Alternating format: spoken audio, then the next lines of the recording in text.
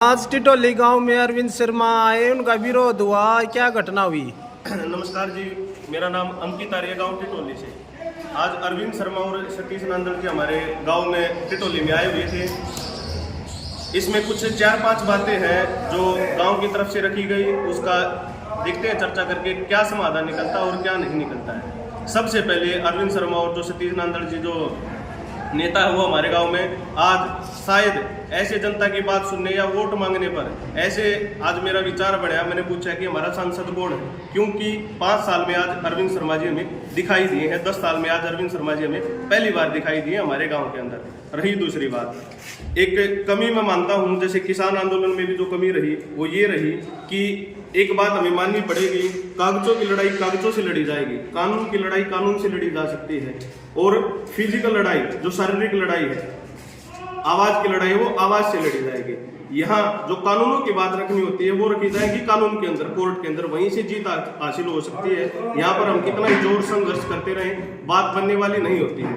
हाँ, रही बात विरोध की, एक तरीका होता है किसी के भी सवालों का जवाब लेने का, वो एक बार शुरू हो गया था लेकिन उसके बाद पश्चात वापिस से सारा का सारा चीज बिगड़ गई। एक तरीका होना चाहिए था कि एक व्यक्ति खड़ा हो और उनसे जवाब मांगे जाए। ऐसा बिल्कुल भी नहीं था कि जिन्होंने इनका विरोध किया है वो सारे के सारे कांग्रेस के व्यक्ति थे, बिल्कुल नहीं। मैं तो बिल्कुल भी कांग्रेस का नहीं हूँ, क्योंकि हम एक विचार के साथ जुड़े हुए व्यक्ति है, ना कि किसी विशेष व्यक्ति और पार्टी के साथ। रही बात दूसरी, उन्होंने कहा भाई 370 हटा दी। हाँ, हम इन चीजों के समर्थन में हैं। उन्होंने राम मंदिर बनाया, हम इस चीज के उनके सहयोगी हैं, बिल्कुल हम मना नहीं करते। आपने अच्छे काम किए, 3 तलाक को खत्म किया है, हम इन चीजों के आपके सपोर्ट में हैं। लेकिन हम उम्मीद रखते हैं, जैसे किसानों की बात आज रखी गई, उसका एक तरीका जरूर होना चाहिए, एक शैली होनी चाहिए, वो प्रश्न पूछे और वो उनका जवाब दे। हाँ, इन चीजों से अगर हम विरोध करेंगे ना तो हम सवाल रख पाएंगे, ना ही उनका फिर जवाब ले पाएंगे।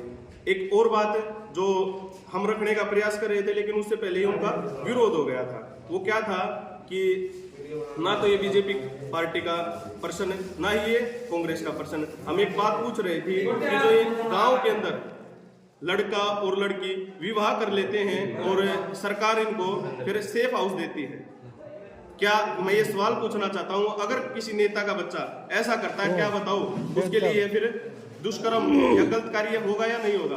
क्या वो इसके समर्थन में फिर होगा या नहीं होगा? एक गांव के अंदर, एक गोत्र के अंदर और गोवांड के अंदर जो शादी करते हैं लोग, इस कानून का समर्थन जो कर रहा व्यक्ति, हम उन सबके विरोधी हैं। इन्हीं बातों को हम रखना चाहते थे, लेकिन उससे पहले ही वो भाग गए और उसके पश्चात यहाँ पर कुछ लड़ाई झगड़ा भी हुआ और गाँव के कुछ साथी आपस में इन नेताओं के चक्कर में लड़ाई झगड़ा हुआ और छीना झपटी भी हुई। लेकिन ऐसा नहीं करना चाहिए, किसी के भी चक्कर में हमें आपसी भाईचारा जरूर बनाए रखना चाहिए। और उम्मीद है आगे हम ऐसा कोई भी कार्य नहीं करेंगे, एक वेल सेट मैनर्ड तरीके से, एक मॉडर्न किसान की तरह। अकेला वो किसान है जो कस्सी कंधे पर रखता नहीं, बिल्कुल एक मॉडर्न तरीके से। हाँ, अगर आप बात रखोगे हम जवाब मांगेंगे, जवाब मांगना हमारा अधिकार है। ऐसा भी हुआ, कई व्यक्तियों ने ये झंडे ले रखे थे, बोला भाई झंडे नीचे कर ले ना। भाई, अरविंद शर्मा भी इस झंडे के नीचे आवा है और सतीश नंदन भी इसके हक में है, किसान के विरोध में नहीं है वो। हाँ, हम अपनी बात जरूर रखेंगे। अगर आज क्या हुआ, लोगों को लगा कि जो सवाल पूछ रहा है वो क्या है, कांग्रेस के पक्ष में। लोगों को लगा, जिन्होंने उन व्यक्तियों को बुलाया था, हम उनके बिल्कुल समर्थन में हैं, उन्होंने 370 धारा हटाई, हम उनके सहयोगी, उन्होंने राम मंदिर बनाया, हम बिल्कुल भी इसके विपक्ष में नहीं है। हाँ, राम हमारे आदर्श रहे हैं, वो हमारे प्रेरणा स्रोत हैं, क्यों ना उनके नाम का मंदिर बने। ये काम बीजेपी ने या जिस भी सरकार ने किया है वो बहुत ही सराहनीय है, हम इसके विरोध में बिल्कुल भी नहीं है। हाँ, जिसने जो कार्य किया है वो उसके लिए मतलब सराहनीय भी है, उसके लिए कहा भी जाएगा कि इसने कार्य किया है। लेकिन मैं एक सवाल पूछना चाहता हूँ दोबारा कि हरियाणा के अंदर बजट आया था 2019 का 1,57,000 करोड़ का, जिसमें से 7200 करोड़ की इन्होंने शराब बेची। अब ये कहते हैं विकास की बात, विकास करना, सबका साथ सबका विकास। मैं एक प्रश्न पूछता हूं, पहले क्या होता था, हर गांव में एक शराब का ठेका, लेकिन अब इन्होंने एक नया कानून लेकर आए। उसमें क्या इन्होंने क्या कहा कि जहां भी 4000 से ज्यादा व्यक्ति रहते हैं जिस भी गांव में, उसमें दूसरा शराब का ठेका खोला जा सकता। अच्छा ये बताओ, क्या शराब की बढ़ोतरी कर और हर बार बजट में कहा जाता है कि शराब को कैसे और ज्यादा बेचा जाए, इससे रेवेन्यू कैसे कलेक्ट किया जाए? अच्छा ये बताओ, आप चाहते हैं कि व्यक्ति को शराब पिलाओ और एक्सीडेंट ना हो, ये तो एक दोहरा चरित्र। नासमझ की बिल्कुल बात है। तो हम यही आश्वासन रखते हैं सरकार से या किसी भी सरकार से, आने वाली सरकार से, कि कम से कम शराब को हरियाणा से और भारत देश से बिल्कुल मुक्त करे। शराब मुक्त, नशा मुक्त भारत अगर होगा तो 90% जितने भी क्राइम होते हैं वो किसको लेकर होते हैं? शराब में हुआ व्यक्ति करता है। जितने एक्सीडेंट होते हैं शराब में चूर जो व्यक्ति है वो करता है। और ये शराब और नशा एक ऐसी चीज है, पति शराब पी कर आता है लेकिन दुख किसको होता है? उसकी पत्नी को दुख होता है। लेकिन शराब पी के आता है पिता, लेकिन उसकी बेटों को दुख होता है। एक शराबी तो शराब पीकर आ जाता है, नशेड़ी तो नशा करके आ जाता है, लेकिन एक शराब पीकर आता भाई और दुख झेलना पड़ता है मेरी माताओं को, मेरी बहनों को। मैं ये सवाल पूछना चाहता हूँ इस महिला वर्ग से, आप ये आवाज क्यों नहीं उठा रहे? क्योंकि दुख आप भोग रहे हो, ना कि वो शराबी। हम विरोधी नहीं है बीजेपी के, लेकिन हम केवल और केवल सवाल पूछना चाहते हैं। और मैं अपने गांव से, अपने समाज से एक कह देना चाहता हूं बात, एक आदर्श, एक मैनर तरीके से, एक बिल्कुल ही मतलब एक अच्छे व्यक्तित्व की तरह खड़े होकर आप सवालों का जवाब करें। लेकिन ये कोई तरीका नहीं है बात रखने का, बिल्कुल भी ये तरीका नहीं है। हाँ, किसी व्यक्ति ने ये झंडा उठा रखा तो उसका विरोधी बिल्कुल भी नहीं है। किसानों की जय जवान के जय किसान, अरविंद शर्मा भी तो बोलेगा, क्यों नहीं बोलेगा? हम क्यों ऐसा मान रहे हैं कि भाई जय जवान जय किसान इसका मतलब विरोध है? विरोध बिल्कुल भी नहीं हुआ, वो भी किसान के पुत्र हैं। लेकिन विरोध करने मात्र से कुछ नहीं होने वाला।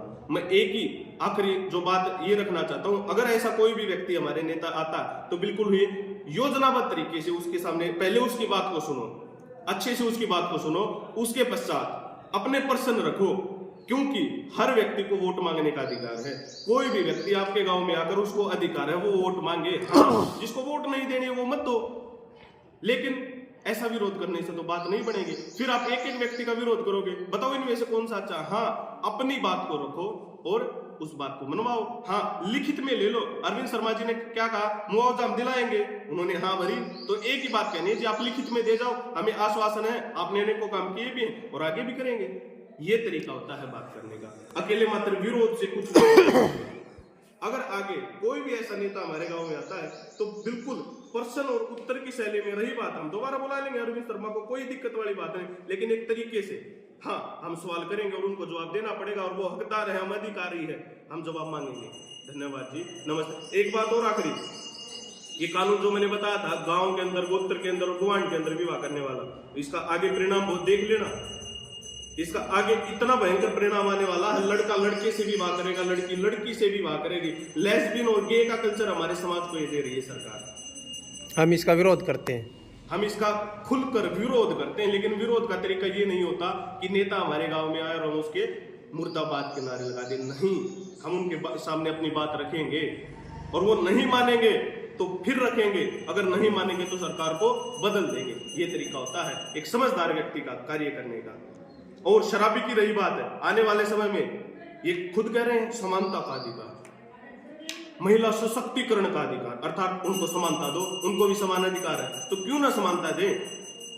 कल को एक समानता और देंगे कि अगर शराबी शराब पीता है, उसकी माता, उसकी बहन, उसकी पत्नी अगर शराब पीती है तो वो एक टोल फ्री नंबर जारी कर देंगे। हमारी माँ बहन अगर शराब पिए हुए मिलती है, वो एक टोल फ्री नंबर जारी करेंगे।